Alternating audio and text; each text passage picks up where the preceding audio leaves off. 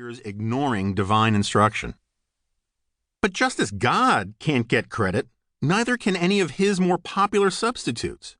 There is no dialectic, inevitability, teleology, or hidden algorithm that made human success a foregone conclusion. What happened, happened. But it didn't have to happen that way. There is no right side of history. Nothing is foreordained. If you cannot let go of the idea that there's a great plan to the universe, that we as individuals, a nation, or a species have some inevitable destiny, that's fine too. All I ask of you is to consider a secondary proposition. We have no choice but to live by the assumption that this is the case. For instance, many philosophers, physicists, and neuroscientists have depressingly compelling arguments that there is no such thing as free will. Brain scans reveal that many of our conscious decisions were already made subconsciously before they popped into our heads. It looks an awful lot like free will is a story our brains tell us. But here's the problem. Even if you believe there's no such thing as free will, it is impossible to live any kind of decent life based on that belief. Even if our personal choices are some deep fiction, we still have to convince ourselves to get out of bed in the morning. We are still obligated as a society to judge people as if they make their own choices. The same goes for every nation and civilization. You can believe that cold, impersonal forces drive humanity to a certain destiny like wind drives a leaf, but we still have to argue about whom to elect president, what Congress should do, and what schools should teach. Prattle on about how free will is a delusion to your friends at the bar all you like. You're still going to have to choose to go to work in the morning. We all understand in our bones that choices matter. Paradoxically, because we have no choice but to think that way.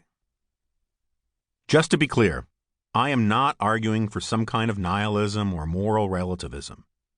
The philosopher Richard Rorty famously wrote in Consequences of Pragmatism, "Suppose that Socrates was wrong, that we have not once seen the truth, and so will not intuitively recognize it when we see it again.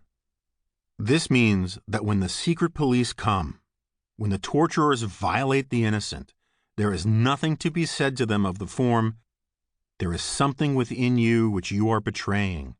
Though you embody the practices of a totalitarian society which will endure forever, there is something beyond those practices which condemns you.'" This thought is hard to live with. As is Sartre's remark, "Tomorrow, after my death, certain people may decide to establish fascism, and the others may be cowardly or miserable enough to let them get away with it. At that moment, fascism will be the truth of man, and so much the worse for us. In reality, things will be as much as man has decided they are." I think there is much truth to this. What societies decide is right or wrong becomes what is right and wrong for most of the people who live in them.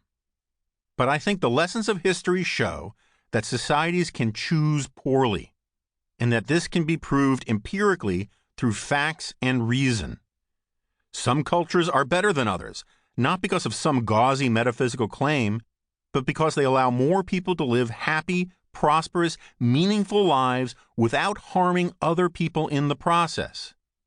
Because this is true, it is incumbent upon all of us to fight for a better society, to defend the hard-learned lessons of human history, and to be grateful for what we have accomplished. This book begins and ends with that simple idea. With all this in mind, let me review, not necessarily in perfect order, what lies in the middle of this book.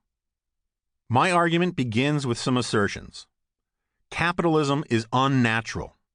Democracy is unnatural. Human rights are unnatural. The world we live in today is unnatural, and we stumbled into it more or less by accident. The natural state of mankind is grinding poverty, punctuated by horrific violence.